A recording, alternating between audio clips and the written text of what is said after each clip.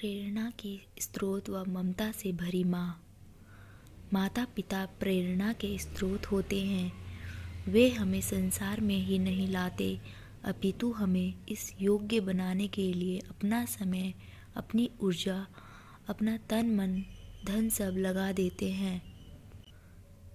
ऐसे माता पिता के साथ खुली आत्मीयता रखने से हम में उनके गुण स्वतः ही आ जाते हैं। डॉक्टर कलाम अपनी माँ आशी अम्मा का बहुत आदर करते थे। उनकी माँ गुणों की खान थी। कलाम माँ के आंचल से प्राय दूर नहीं होना चाहते थे। माँ की ममता भरी गोद तो 3-4 वर्ष की आयु के बाद ही छूट जाती है, पर माँ का आंचल अपनी ममता की छाँव में अपने बच्चे को सुख देते रहने को सदा उतावला रहता है। आसियम्मा का भी यही हाल था।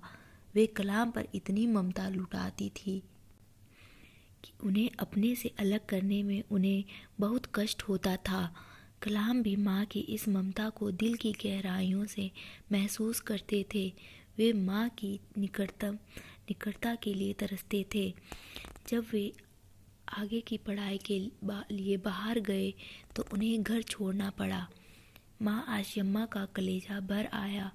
वे रो पड़ी और अपने आप को शांत नहीं कर पाई। तब कलाम ने माँ के पास बैठकर उन्हें समझाया, माँ मैं तुमसे दूर कहाँ जा रहा हूँ। मैं अपनी माँ के बिना भला रह सकता हूँ। माँ तू तो सदा मेरे दिल में रहती है, तू सदा मेरे आसपास रहती है। मेरी ममता का आंचल मुझे सदा शीतल छाया देता रहेगा। तभी तो मैं पढ़ लिख पाऊँगा, तभी तो मैं कुछ बन पाऊँगा। तेरे बिना तो सच कहता हूँ माँ, मैं बिल्कुल ही अधूरा हूँ। तू रोएगी तो मैं कुछ नहीं कर पाऊँगा। माँ मुझे खुशी खुशी विदा कर, मेरे सिर पर अपना हाथ रखकर मुझे दुआ दे, फिर देखना मैं अपनी माँ के लिए क्या क्या करके दिखाऊँगा। कलाम के मुंह से ऐसी समझदारी की बात सुनकर माँ ने अपने आंसू पोंछ लिए। वे मुस्कुराई और फिर हंसी खुशी विदा देने के लिए कुछ हिदायतें देती हुई कुछ कदम कलाम के साथ चली। इसके बाद कलाम के पिता साथ तथा परिवार के अन्य लोग व मित्र उन्हें स्टेशन पर बैठाने गए थे।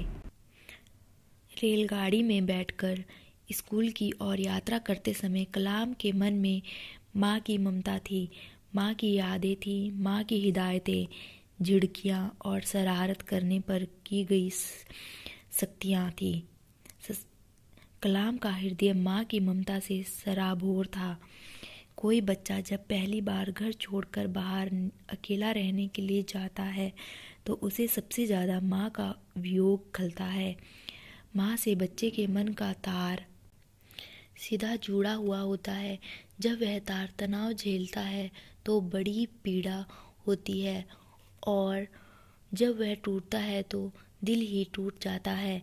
भारत के महान वैज्ञानिक और देश के सर्वोच्च आसन को सुशोभित करने वाले एपीजे अब्दुल कलाम कवि नहीं थे, परंतु माँ के प्रति उनके दिल में इतना प्यार रहा, इतनी भावुकता रही कि वह उनके मुंह से काव्य निर्जनी बन फूट पड़ती थी। तेरी बाहों में पला मैं, मेरी कायनात रही तू। तेरी बाहों में पला मैं, मेरी कायनात रही तू। याद है अभी जैसे कल ही 10 बरस का मैं सोया तेरी गोद में। बाकी बच्चों की ईर्ष्या का बना पात्र, पूर्णमासी की रात भरती जिसमें तेरा प्यार, आधी रात में अंधमुधी आँखों से तकता तुझे, थामता आंसू पलकों पर घुटनों के बल, बाहों में घेरे तुझे खड़ा था मैं। तूने जाना था मेरा दर्द, अपने बच्चे की पीड़ा। तेरी उंगलियों ने निथारा था दर्द मेरे बालों से और भरी थी मुझमें अपने विश्वास की शक्ति। निर्भय हो जीने की, जीतने की, जिया मैं माँ, मेरी माँ, और जीता मैं कयामत के दिन। मिलेगा मुझसे फिर तेरा कलाम, माँ तुझे सलाम, माँ तुझे सलाम। कविता के बोल स्वयं बोलते हैं कि यह कविता तब लिखी गई है जब उनकी माँ इस दुनिया में नहीं रही, और यह सच जाहिर करती है कि वे कलाम के महान कामों के पीछे प्रेरणा रही। माँ के प्रति ऐसा असीम प्यार, इतना समर्पण और इतनी श्रद्धा बहुत कम लोगों में देखने को मिलती है। अब्दुल कलाम ने यह साबित कर दिखाया कि वे एक उच्च कोटि के मनुष्य हैं। मानवता उनमें सहज रूप से समाई हुई है। प्रकृति के वे बहुत निकट है, गुणग्राही, गुणवानों का आदर करने वाले हैं। प्रकृति अनंत रहस्यमय है, इसमें क्या कुछ भरा पड़ा है कौन कह सकता है, परंतु मनुष्य जिज्ञासा के साथ संसार में जन्म लेता है और प्रकृति के अनंत भंडार में से चुन चुनकर ज्ञान के कुछ कतरे बटोर लेता है, कुछ रहस्य उजागर कर लेता है।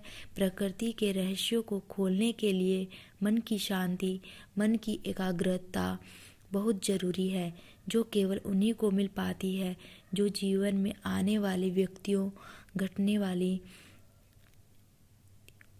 वाली घटनाओं और अपने परिवेश को सहजता से लेते हैं।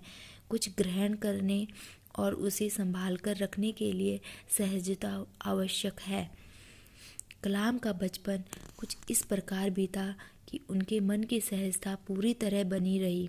उनके परिवार के लोग, परिवेश के लोग सब खुले मन से मिलते थे, इसलिए उनके मन में संबंधों को लेकर पूरी तरह सहजता रही। यही कारण था कि बचपन में माँ की गोद में लेटकर शांति और सुख का अनुभव करने वाले कलाम सदा माँ की गोद पर वैसा ही अधिकार बनाए रहे। जब तक माँ जीवित रही, जब जब कलाम को अवसर मिला, वे उनकी गोद में अपना सिर रखकर लेटने का सुख लेते रहे। इमली का बीज बेचकर कन्नी कमाते थे। सन 1939 में विश्व युद्ध की यादों को ताज़ा करते हुए डॉक्टर कलाम बताते हैं कि उस समय के 8 वर्ष के थे। Japan, Germany, Italy, Britain, France और रूस द्वितीय विश्व युद्ध में उलझ गए थे। युद्ध की खबरें अखबारों में छपती थी। उन्हें पढ़कर लोग थोड़ी बहुत चर्चा कर लेते थे, परंतु बहुत ज़्यादा रुचि नहीं दिखाई पड़ती थी। कलाम के बहनोई जलालुद्दीन उन्हें युद्ध की खबरें सुनाया करते थे। जलालुद्दीन की स्कूली तालीम अच्छी तरह नहीं हो पाई थी, परंतु उन्हें पढ़ने लिखने का बहुत शौक था। अंग्रेजी अच्छी तरह जानते थे, बल्कि पूरे मोहल्ले में जलालुद्दीन ही ऐसे शख्स थे जो अंग्रेजी पढ़ और लिख सकते थे। जलालुद्दीन को वैज्ञानिक खोजों, चिकित्सा विज्ञान की उपलब्धियों और साहित्यों की अच्छी जानकारी रहती थी। वे ये सब कलाम को बताया करते थे। कलाम को उच्च शिक्षा के लिए प्रेरित करने तथा जीवन में कुछ कर दिखाने के लिए वे सदैव उत्साहित करते रहते थे। जब द्वितीय विश्व युद्ध की खबरें आने लगी तो जलालुद्दीन बड़े चाव से अखबार पढ़ने लगे। वे खबरें इकट्ठी करके प्रतिदिन कलाम को सुनाया करते थे। कलाम को ये अच्छी लगती थी। बाहरी दुनिया के बारे में जानकारी हासिल करने का उनका शौक बढ़ता जा रहा था, परंतु अभी उनकी आयु इतनी नहीं थी कि वे स्वयं अखबार पढ़ और समझ सके। इसी बीच रामेश्वर में इमली के बीजों की मांग बढ़ गई। दुकानदार इमली के बीज खरीदने लगे। सब बच्चों को इमली के बीज इकट्ठा करने की धुन सवार हो गई है।